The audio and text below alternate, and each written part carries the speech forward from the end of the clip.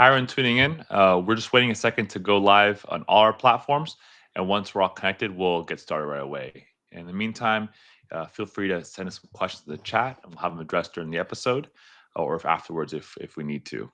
But we'll get started here momentarily once all our systems are linked up.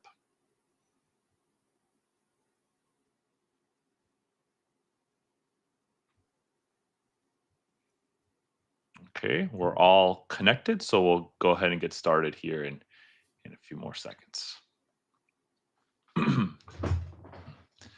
Welcome back to Coach Connect. Here's where we explore the stories and strategies and insights from trailblazers who are transforming the world of coaching and well-being. What drives their success? What fuels their passions for helping others? We're here to uncover their secrets and share them with you. This show is brought to you by Vibely.io, the all-in-one coaching platform designed to empower coaches with tools, resources, and support they need to thrive and help their clients achieve meaningful, long-lasting growth. I'm Dr. Diego Salinas, your guide on this journey. As a neuroscientist, physician, health coach, and co-founder of Vibely, I'm committed to celebrating the incredible work of coaches everywhere and helping them unlock their full potential. Together, let's dive in deep into what makes coaching a powerful force of change. Our guest today, Mawhinney, is a lifelong entrepreneur who has been helping coaches get more clients since 2014.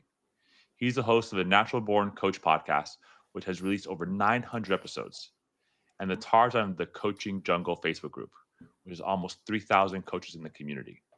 He's been speaker at events like Social Media Marketing World, frequently makes media appearances, and has contributed to entrepreneur.com. You can learn more about Marc at naturalborncoaches.com.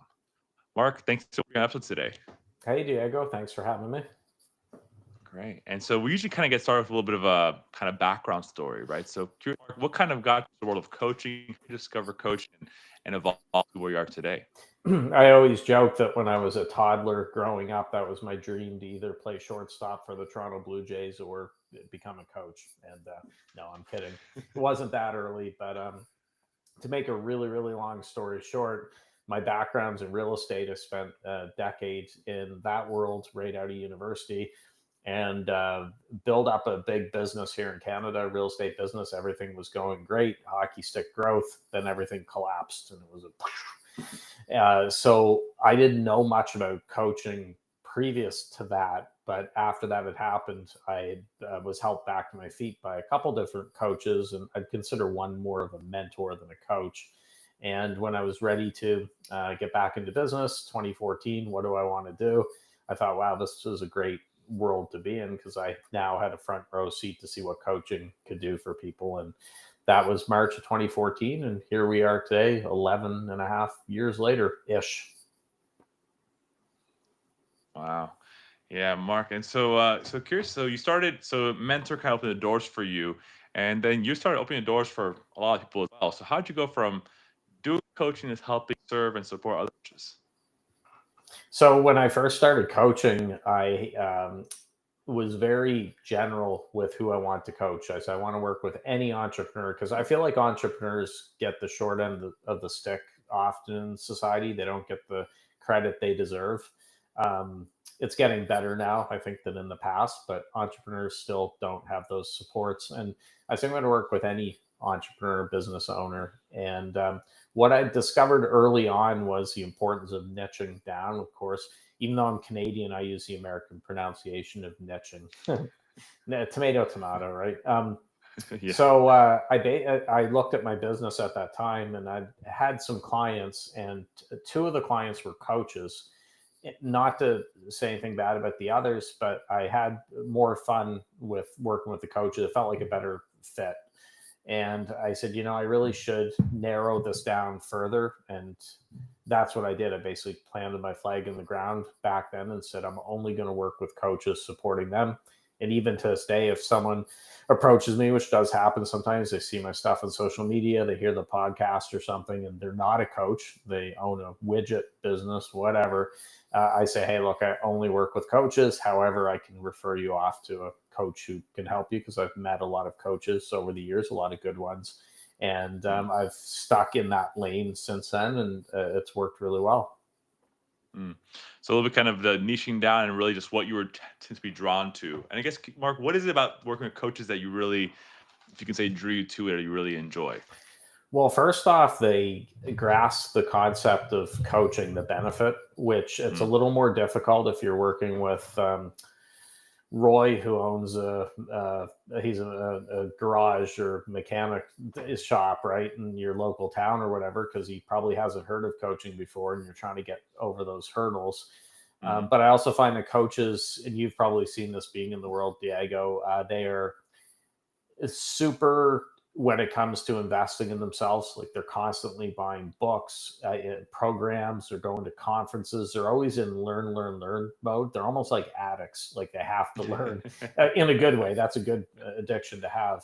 So there's a little less of a resistance when it comes to them investing in themselves to work with me, just because that's what they do in their day to day life. And I'm the same way. Like I can't go into a bookstore with leaving with under 4 books in my arms, and then I got about, even though I read a lot, I got about 50 books that are sitting there on my nightstand, and I'm like, man, I got to finish these 50 before I buy more. But I keep buying more because a new book's released that I want, and I'll never get through that. Yeah.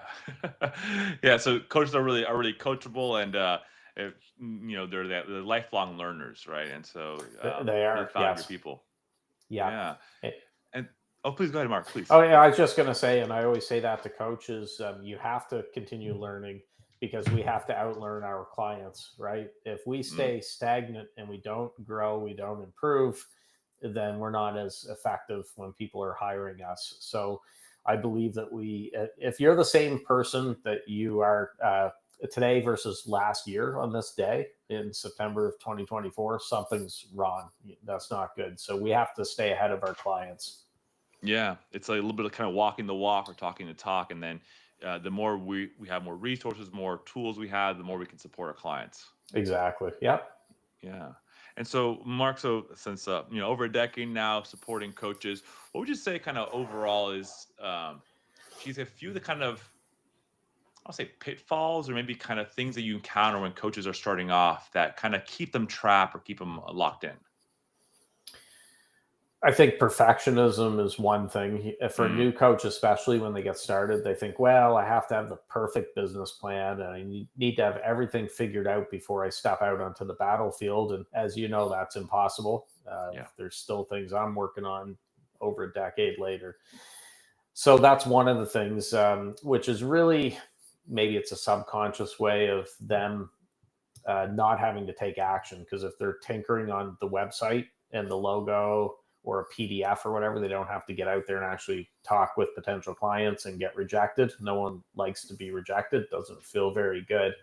So I believe that's part of it is they want to feel busy, but they're doing work that's not really moving the needle forward. One of the other issues, new coaches, before they get started, think, oh, I'll slap up a website and then clients will come rushing in.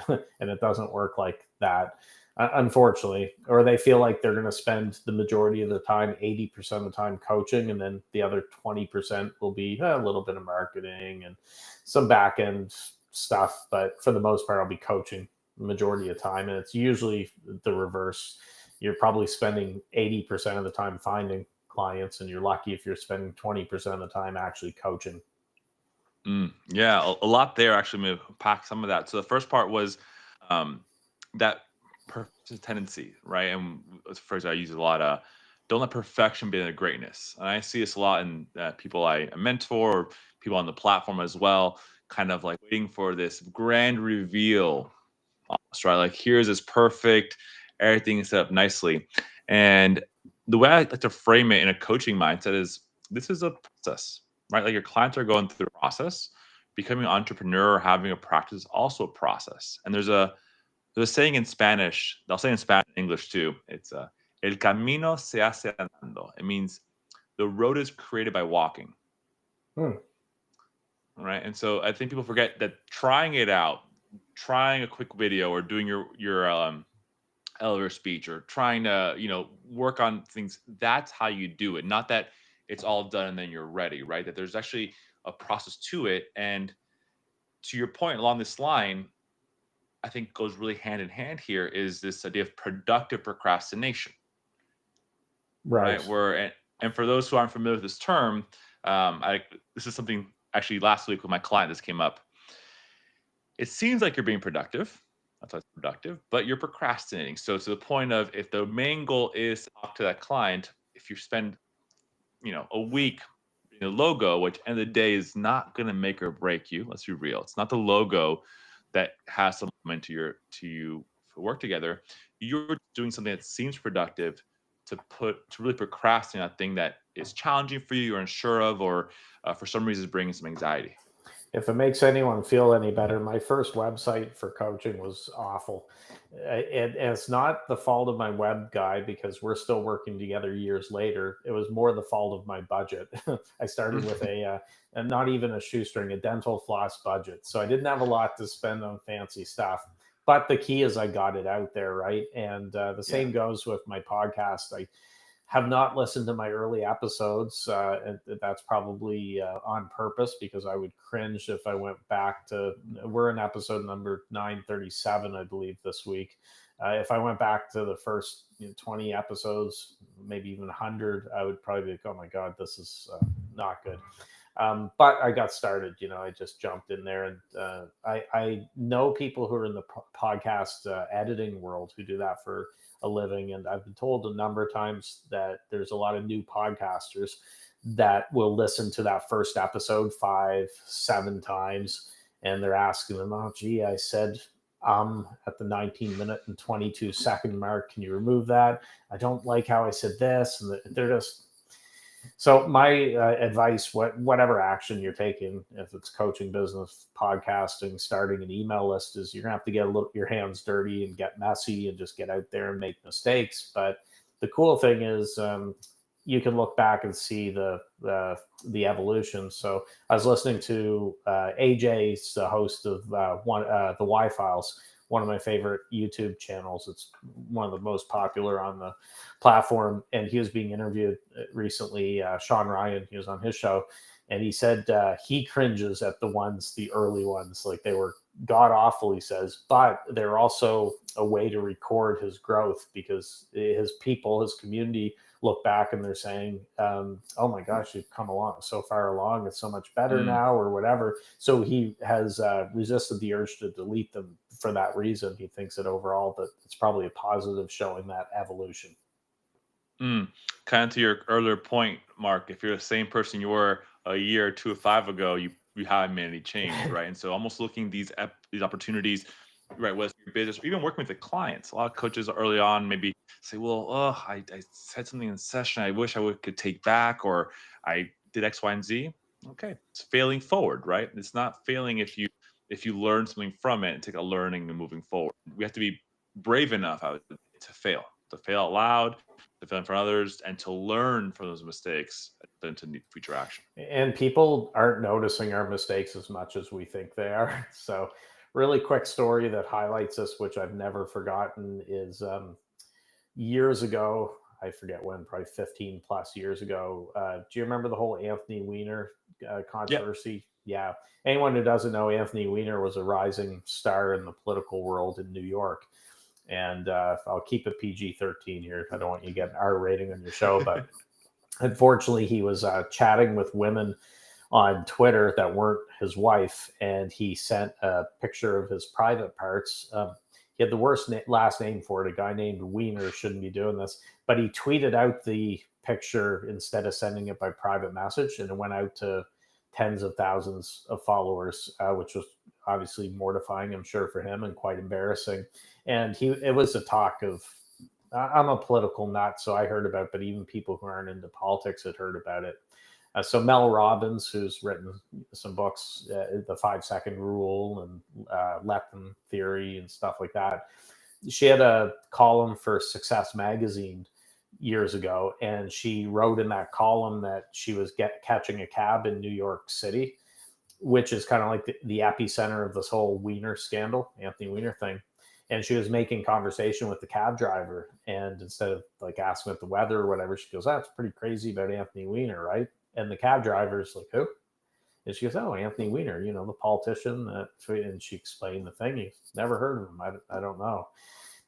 So that cab driver was busy with his own life. He was worried about paying the mortgage or maybe car insurance, or maybe his wife's sick. God knows what's going on in his life. And the point that Mel Robbins made is that you may think the whole world's looking at you, but in a case like that, which was a high profile case, a lot of people right there in New York hadn't heard of it.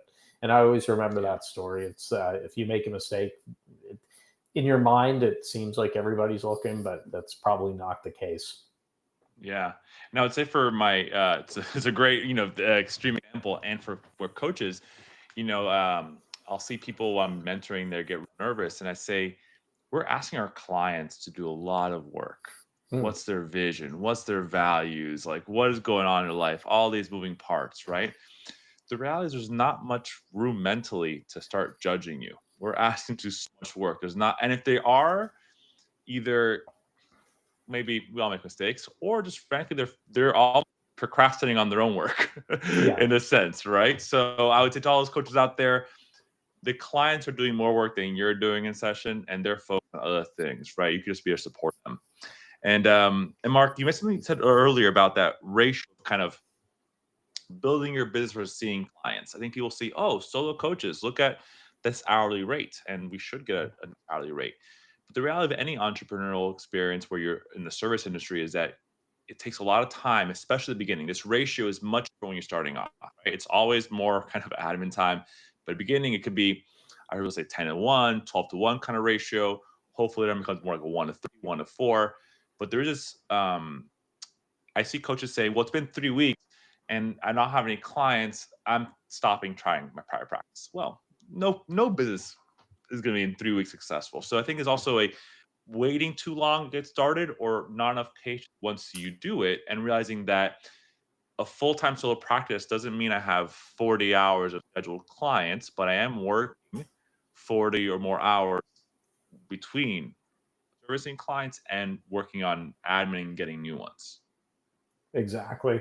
You touch on a good point when it comes to patience, and the age old metaphor would be like if you planted a seed for flowers, plants, whatever, and then dug it up an hour later just to see what's going on. Nothing's grown. That would be kind of silly, right? You got to leave it there, let the sun come down, the rain, and so on. Then you have that faith that it's going to sprout up under the ground. So anytime I start something new, I say I'm an optimist, but I'm a realistic optimist. So, for example, in 2016, I was ready to give up email marketing. I'd done it for 2 years, didn't get much from it at all. And I was doing it sporadically. They were boring as hell. I say they would be a great solution if you had insomnia. Instead of taking melatonin or something, you just read my emails because they were designed not to offend anyone. And I was thankfully I decided to, after speaking with someone who was a big daily email proponent, I decided to give it 30 days of daily emails. But I also told myself that it doesn't matter the results that I get. I'm going to do the 30 days consistently, show up, get it done. I have nothing to lose other than a little bit of time, of course, writing the emails, scheduling them, and so on. So in those 30 days, I didn't make $1 million from email. I saw some promising signs, like I started to get replies from my emails, which rarely happened before. I also took the filter off. That was the other thing besides the daily emails, and just started to have fun with it and say, I don't care if people unsubscribe. And so I started to see those signs of the sprouting out from under the ground, to use our last example. And that was in April of 2016. And now, I don't know, we're 3,500 days later. I haven't missed a day.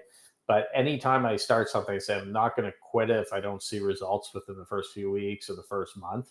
Now, I'm not saying you never quit anything. There's things that I've done before. I can think of a few things. Like I had a Alexa flash briefing. Do you remember those short little Alexa flash briefing? They're like 1 minute long to be Mm, played on Alexa, machines. And I did it for a year. So I released 350 some because it was daily, 365. Wasn't enjoying it, wasn't given the ROI for the time. And I said, I'm going to stop doing it. But I gave it a full year just to see. I had a solo podcast before. And in addition to Natural Born Coaches, which is majority interview based, and the solo show, the Marc Mawhinney show, ran for a year. I did 52 weeks, 52 episodes or whatever. I'm like, man, I'm spread too thin here. I'm just going to focus on Natural Born Coaches. and I interjected more solo episodes into my show. But I also don't get pot committed, to use poker terminology, that, oh, just because I've been doing something for a year, I have to keep doing it. So it's kind of it's a tough balancing act. You have to give it enough time to sprout the results. But if something's not working and you're not enjoying it, and you've been doing it for a year or years, then there's no harm in slaying that sacred cow and saying, no, I'm not going to do it anymore, and then moving on. Yeah, it's a balancing patience and the sunken cost fallacy, right? Yeah, The idea of that exactly. So exactly. Mark, so oh sorry, so let's focus on like those early parts. So yeah, I know you have a lot of experience helping coaches out. We tried today to talk about like how to build your coaching business without these fancy funnels. So let's say you're a brand new coach. You finished your program. You think you have it, you're ready to get out in the world. What would you recommend to those people who are on that shoestring, maybe flostering budget kind of early on in their career? Where do you start looking? So I actually had a meeting with someone yesterday who's getting into the coaching world, and what I said to him, the challenge with coaching is that there's not one way to build your coaching business, right? There's more than one way to skin a cat. So he said, what's the right way to do it? And I'm like, well, some people want to build a coaching business that's a lot of maybe more one-to-one direct contact with people, and others are maybe introverted. They don't want to do as much of that. They want to have more digital products or things, other stuff. And I said, there's no right or wrong answer. It depends how you want to build your coaching business. What I would suggest doing for anyone who's getting started is, a lot of times a dream is, okay, day one, I'm going to build a course or program. I'm going to sell it for whatever, $500, and I'm going to sell, this many, and I'm going to make a whole bunch of money, which, not to rain on anyone's parade, but it's difficult when you're just getting out into the market. You don't know what people want. You got to feed a starving crowd. My suggestion is, regardless how you're going to build your business going forward in the future, is it doesn't hurt, it helps to have crazy concept, to actually coach coaches to coach, to have some of those coaching sessions and client results and things. And some of my ideas for programs I've created down the road have come from a session that I'm having with someone, or if I'm getting the same question often, I'm like, maybe I should build a program around this, and I could send people to that, as opposed to me every time trying to explain all that. So your one-on-one coaching is going to make if you go the route of digital products down the road, it's going to make them better, because you have that on the ground real life experience, as opposed to if you've never coached anyone and you don't plan on coaching anyone, you just want to jump in and start doing digital products or membership sites or anything like that. You're better off having some early clients, and that'll make your other stuff better down the road. Mm, yeah, there's a few concepts I want to touch on. I think one idea is from the market research, right? That what we assume people want may not always be what they want, or no. Until you do those one-on-one sessions or start getting out there, you're going to start seeing patterns, see what are the pain points, what are the things that you can support in, and being a entrepreneur myself, we can think about what people want, but until you interview them and ask them the real pain points or what their experience is like, you're not getting the full picture. And so you're saying part of it is that you can view your first part of your coaching practice, or always your coaching practice, is that those are learning opportunities. And I'll be honest with you, as you mentioned this, Mark, I started thinking my own practice, how I work a lot with families and healthcare workers. I have multiple niches, and we can talk about this niching down next. Um, but I found a lot of them, timing is difficult for them. I mean, we're all busy, right? But kids coming around, kids who are really sick or might have extra needs that take up more time and resources. And so, I found that we would always be like, can we go to the farmer minutes or 10 minutes? I'm, just starting to get good. So over this experience, I started having my sessions, but blocking a lot more time between sessions for this overflow. And now what I do is I coach kind of by time instead of by session. I have these time blocks, and you can use what you want within that time block, and have different versions of this. This is something that was not taught in coaching school. No one gave us an idea. Was really just listening to my audience. Was what I was serving. And on an extreme level, I had one client maybe a year or two ago. Um, And she was my last one in the afternoon because like I like go over and we had one time a 3 hour session. It was Hmm. longer than normal, but she's like, "Can I?" She's like, "This is really good for me. I only have one afternoon a week where I could just really focus on myself." And she's always like, "Is it okay if we go more?" I'm like, "Stop the maternal guilt. You're paying me. We can do this. We can go a little longer, right?" So I think there's two parts to it. I'm saying this: learning your audience, but also learning yourself, right? When I tell this story, some people say, "I would hate to do anything for a half hour over an hour." Good. Then please don't do that for your practice. Hmm. Yeah. So one thing that pops up in my mind, which it's always sad when you see it, is a coach takes 6 months or a year to create something because they feel like this is what people want, and then they launch it and it's crickets, and they feel like, oh, geez, I just spent all this time. You're much better off, as you talked about it. If I say feeding a starving crowd, so I've probably spoiled the whole story. But anyone who knows Gary Halbert, the great copywriter, the late great Gary Halbert, had a story where he was teaching a marketing class, and he asked the students, he said, "Let's have a competition regarding hamburger stands, and we'll see who can make the most sales or whatever with their hamburger stand." And he said, "I'll give you a first choice. You can pick whatever advantage that you want for the hamburger stand." And one student's like, "Well, I'll take the best beef, best quality." Another one's, "I'll take the best prices," or "I'll take the best location for it," and ta-da, ta-da, ta-da. And he said, "Well, I have you all beat." He said, "I'm going to pick a starving crowd." And his point was, you find out what your market's eager for, what they're hungry for. Once you find that out, to use that whole analogy, you whip up the food, you put it on a plate, and you sell it to them. So it's the same way with coaching. Is you have to do some groundwork in the early stages. It doesn't matter what you want to create. If nobody needs it or wants it, then it's going to be very difficult to sell. So you're better off to do it flipped around, where you do some things like we talked about earlier, actually work with people face to face or virtually, one-to-one coaching, get some results. You get to hear feedback, what they like, maybe what they didn't like, they weren't quite sure. They're like, "Yeah, this part I wasn't really sure about, it really dragged me down," and this and that. And then you get a better sense of what people want, and then you do it. So I actually emailed about this today to my list. One of the problems I see in the online coaching space at the moment, especially with course creators, is people are trying to cram way too much in, and probably to justify the price. Everything but the kitchen sink. So they're coming up with stuff that would take hundreds of hours for someone to get through all that. And people don't care about that. They just want results. They don't need hundreds of videos that they're never going to watch or get through. Mm. That's ignoring the needs of the marketplace and just looking at your own need to feel like you're giving as much value as possible. So it's what the customer wants at the end of the day. They're the ones paying the bills, and you have to come up with an offer that they're hungry for. Yeah, and for our coach listening, this is not unique to coaching; it's a general business, Yeah.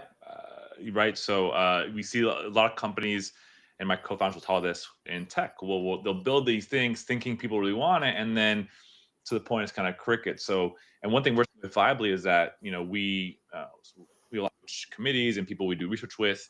But then we kind of launch it early on and get real time feedback. And it's really a lot of what we build is based off people in our community and they up and down vote. So we've seen what we thought would be a higher priority thing flipped on its head, right? And so really, if you have to listen to your audience, like find who they are, and maybe here attention too is finding your audience because people say, well, niching down, well, I don't know who my audience is.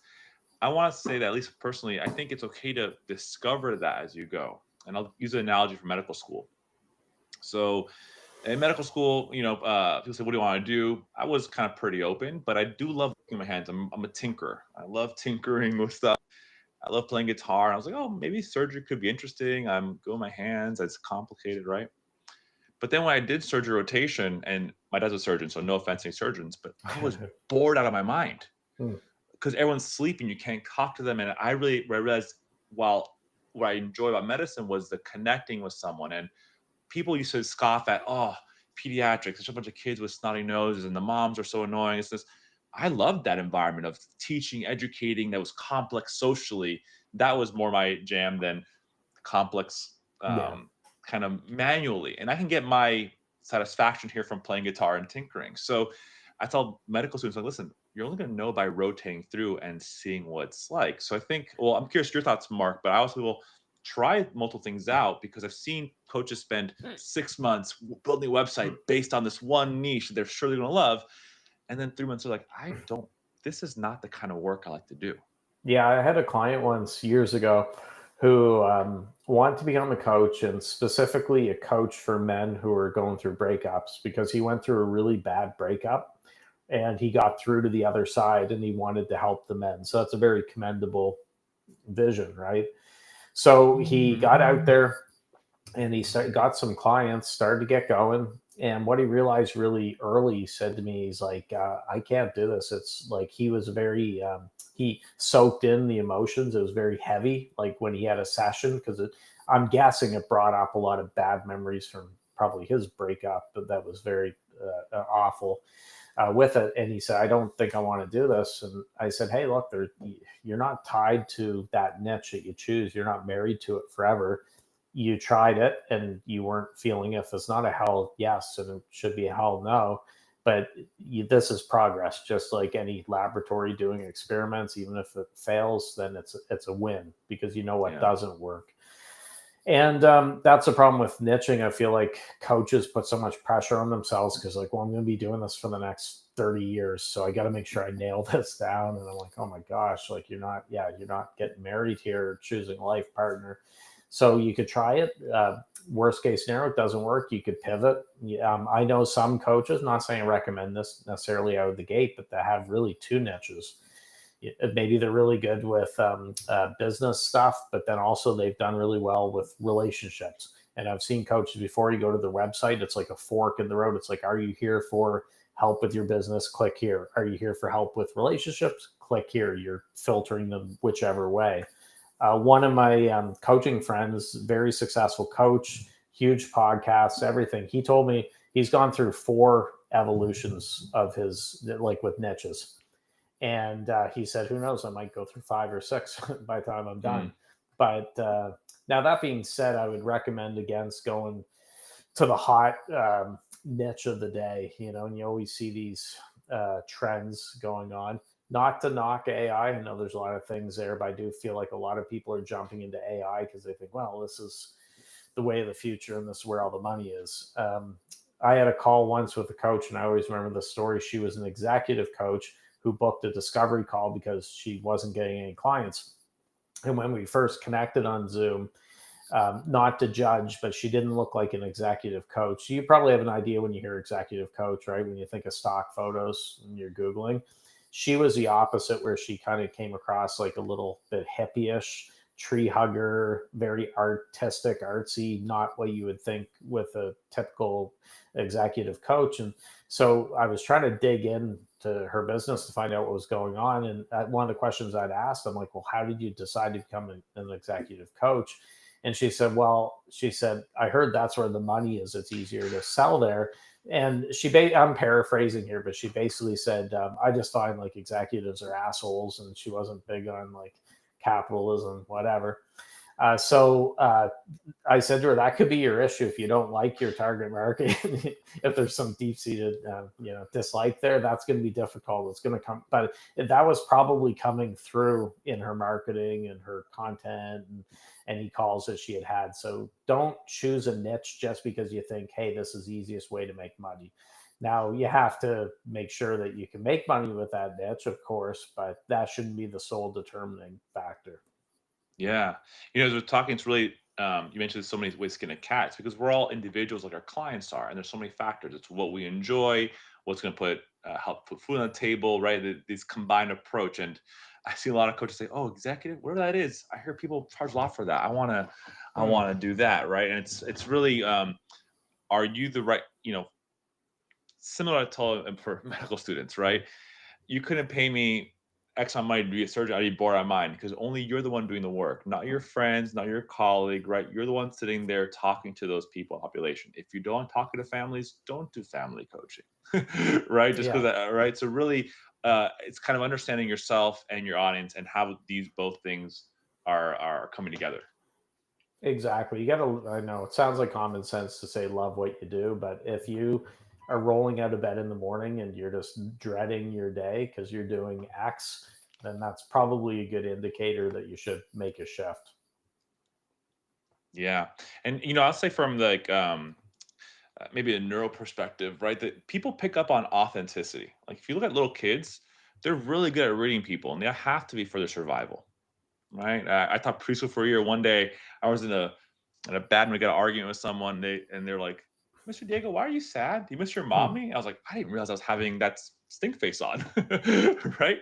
And I think we still have that internally. So when people see this reality, I love helping healthcare workers out. I work with myself. I like helping those who serve others. That's my underlying what's in common. I serve those who serve others, whether you're a healthcare worker or whether you're a family member, your head of household, whether you're serving other people and through your work, because it comes genuinely from me, and that's why I'm able to do a 3-hour session.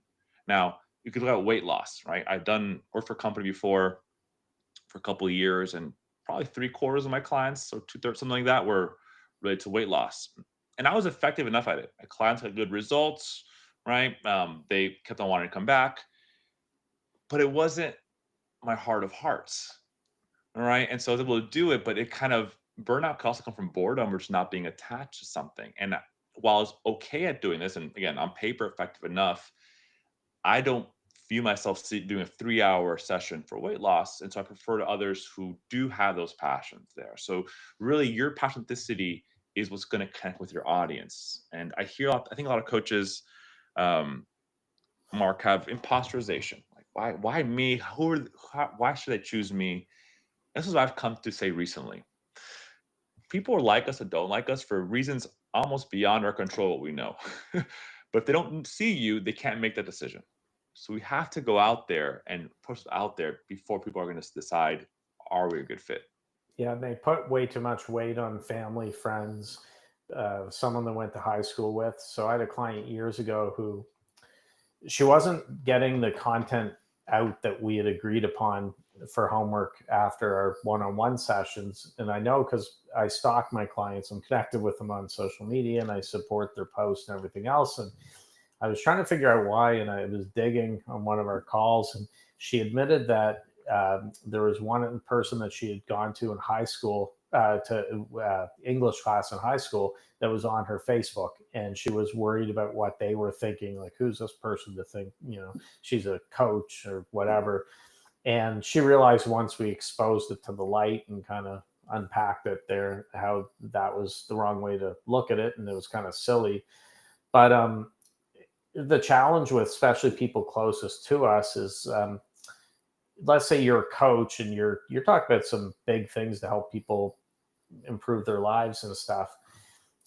Someone that you went to university with who held your hair by the toilet when you were vomiting out at going out clubbing one night, you're thinking about them, you're like, oh God, they saw me puking all over the place back when I was 21 years old. And now who am I at 35 to say, to help anyone? And that's a bad way to look at it. So if there's anyone on your social media or in your life actually who is causing you to hold back, or is throwing shade, so to speak, or is holding you back, then there's nothing wrong with unfriending them or cutting them out of your life, unless it's family. I feel like a lot of times family are doing it. They have the right, they're doing it for they think the right reason. It's in their heart, even though they're holding you back. They're trying to ensure you don't get hurt. But if it's someone that you went to high school with in grade 10 and now you're worried about what they're going to think, like, just block them or drop them. Like, there's no sense. Life's too short with it. And it's a whole Teddy Roosevelt, the man in the arena, talking about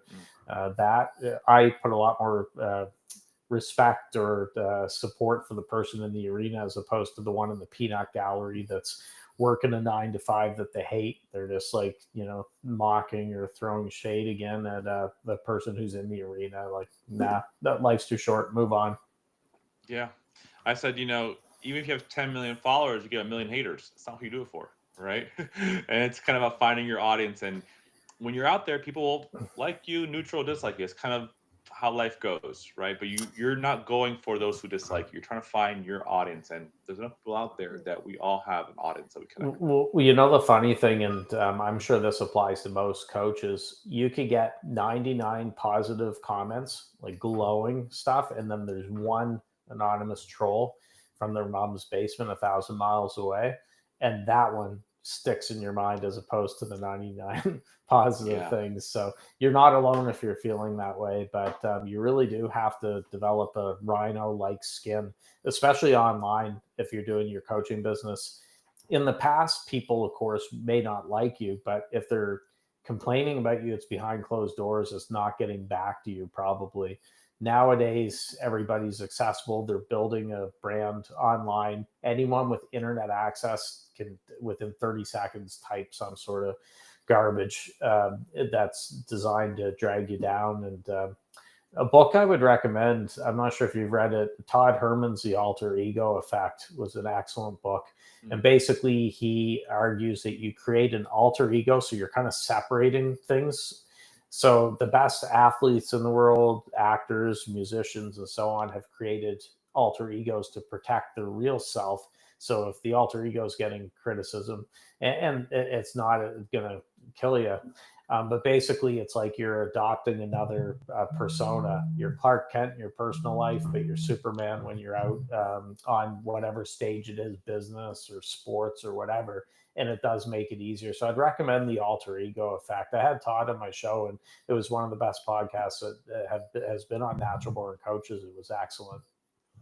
That's yeah. This is talking Elise Wagner the other day, our last guest. She was saying, entrepreneurship is probably the quickest path to self-actualization. It is you're going to learn a lot about yourself and grow quickly because it kind of forces you to, right? So I think if you look at it as a learning opportunity, all those times we fail forward or how we encounter challenges, it just makes us more resilient for next time. Yeah, you're forged by fire. And you're gonna it don't you have to reframe it. Don't look at failure. Look at it more learning experience. That can be hard to do when you're in the middle of things, right? I get it, but Yeah. if you look at every setback as being the end of the world and I'm awful and I'm a loser and whatever, then that's not going to help. So I turn it into learning experiences. Heck, that didn't work. Next time I'm gonna do something different and keep learning, and I'll be learning until the day I die. Yeah, just like our clients, right? And I think there is a little bit of a there's this balance between this alter ego, but also we are humans too. You can still be a good coach and fail, right? You can still be a good coach and struggle with whatever X, Y, and Z it is, right? This is not preclude you from serving others, but actually it'll help you serve them more authentically and understanding that change is hard even when you want it. Yeah. Well, you'll be a more empathetic coach. So, coming from me, someone who's gone through business closure and personal setbacks, I know what it's like if someone's losing sleep at night because they're not sure if they're going to be able to pay the bills, right? Or they feel like they're failing. And that helps because I have a window into their soul. I know how that feels, as opposed to if everything has always gone swimmingly in my life. I've succeeded at everything that I've ever done. There's definitely separation there. But I will say with coaches, nobody's had zero failures, right? With social media, it's easy where it's curated that it looks like, oh geez, like it's tough for me, but why so and so? They're traveling the world, they're making $1 million a month, they've got the dream partner, and their life's perfect. Well, you're just seeing that filtered. It's not reality. That filtered appearance they want you to see. It can be difficult, but I hate to say I've gotten cynical, but I look at it. I take off the rose-colored glasses when I'm looking online, and I don't assume that everybody's telling the truth because a lot of people aren't when they're talking about their results, or they're miserable. But if you look on their social media, they have the best life in the world. That's probably not the case. Yeah. And Mark, you touched on this fact. You mentioned, earlier on, there's so many ways to do it, so many ways to skin a cat. And something I've talked on previous episodes has been that we have this idea that we should copy our friends or family. Well, they're doing this, right? I get a lot of since I'm doing well-being coaching, I get a lot of things like, look at Tim Cook's morning routine. I'm not an 80-year-old billionaire. Why would that work for me? I'm a late 30 Latinos Nighthawk, right? And so you might see someone post all this or doing email marketing. I think in terms of burnout sustainability, right? You have to do whatever is now. Let me take a step back. Actually, all of business, all of life has us do things that we don't necessarily always love, right? That's always part of all the work. No matter what you do, is a certain percentage. Like I love running a company, not love my emails, right? It's okay, but it's part of what it has to do. But you have to find something that if you, for example, do not like writing, maybe doing a daily email list is not for you. If you don't like being on camera, doing a vlog may not be for you, right? So knowing your strengths and where you want to start growing. Can you speak to how people can use that to then start taking those first few steps when they're early on? Yeah. Well, here's a quick tip because I'm a big proponent of daily emails, but sometimes my clients like, I don't really like writing, Mark. I don't like emails. Well, let's say you're more of a video person and you're putting out YouTube or Facebook Lives or whatever. Your daily email might be one sentence or two sentences. If you're a health coach, hey, I just released a video on YouTube showing how you can lose 10 pounds in the next month without sacrificing your favorite foods. Here's the link. It's simple. It doesn't have to be 1,000 word war and peace, like big novel. It can be something as simple as that, but that's a daily email, right? So there's ways to work around it, but I Hmm. think the point being do what you enjoy doing, because if you don't enjoy doing something, you're not going to consistently do it every day. It's just not going to Hmm. happen. Yeah, I think the consistency part. I also heard if you treat coach like a hobby, it's only going to be your hobby. You're never going to get business out of it. And you really do have to work at it. If you don't have clients, you still have a 9 to 5. Your 9 to 5 is working on your materials, figuring out how your outreach.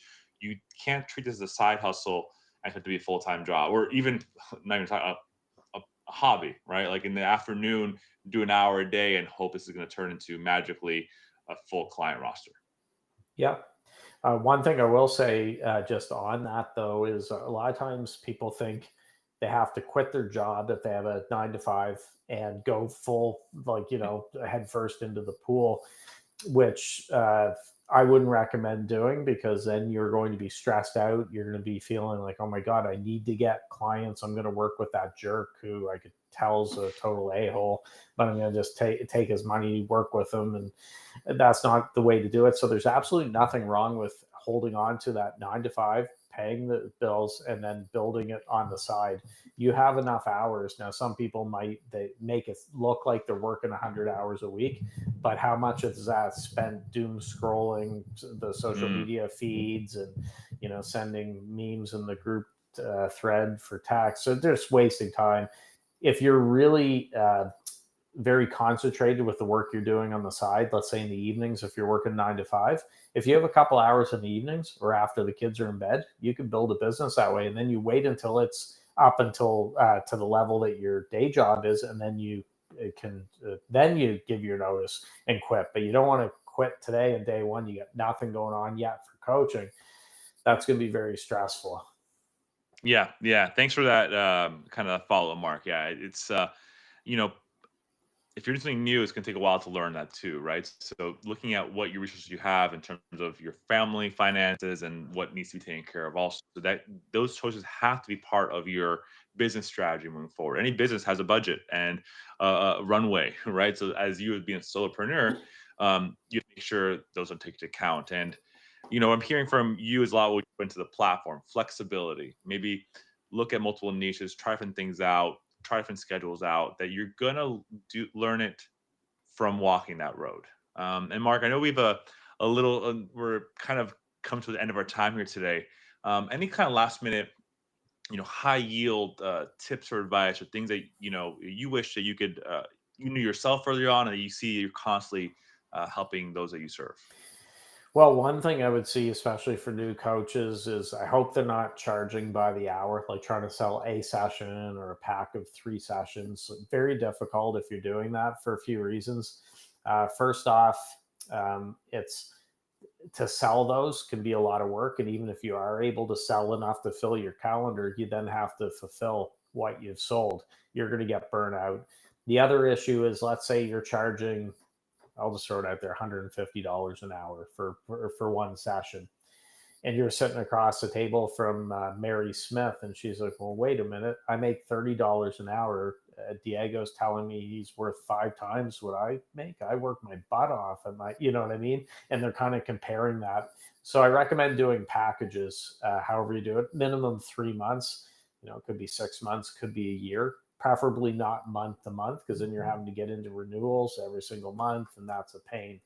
You're always charging a price per hour, right? But I mean, don't hang that out there on the window as whatever it is, 150 an hour, 200 an hour, whatever. You'll encounter resistance. Much better to say, hey, I got a 3 month coaching program. We'll work together for 12 weeks. We'll do one-on-one calls, email support, $3,000. We'll do all this. People usually aren't as resistant that way. It's a much easier sell. So that would be one big piece of advice I would give. Yeah, I appreciate that, Mark. It takes a lot of work to make that sale, whether it's a one session or a 1 year kind of package, right? And that you're really looking for those clients who are committed. And, besides the marketing point, if someone's committing a bigger package, that's actually behavior, right? From a coaching perspective, they're showing engagement, right? So they're more likely to stick around with it. And that itself, while you might think, oh, I'm excluding people, you're actually getting called a better qualified lead, Yeah. right? But you might have a smaller pool, but that pool is much more, dare I say, hungry, as you mentioned earlier, feed the hungry, than this everyone else who's like, yeah, I'm kind of all right. Well, if they do one session, they're like, "Oh yeah, I got a lot from Diego. I can figure out the rest on my own. I'm good to go." Right? And then they're probably not. You need more of a runway with it. So, yeah, I'm a big fan of packages as opposed to single sessions. I'm not. I don't like that. Yeah. And Mark, I don't know if we're gonna hop off here, but as we do, where can people find more about you or some of the groups that you formed? Yeah, so the central hub is naturalborncoaches.com. You can learn more about me and what I do there. I also have a Facebook group called the Coaching Jungle. We have almost 30,000 coaches in the group, and that's thecoachingjungle.com. Great. Well, thank you so much, Mark, for your podcast guest today. And for all those listening, Viably is trying to support all coaches in their practice. So if you type in podcast 20 on checkout, you get 20% off next 3 months of service before the ending of this week. So, Mark, thank you so much again. And to all coaches out there, try, try, try. You got to walk the road to make the path. Thanks, Diego. Thanks, everyone. Take care.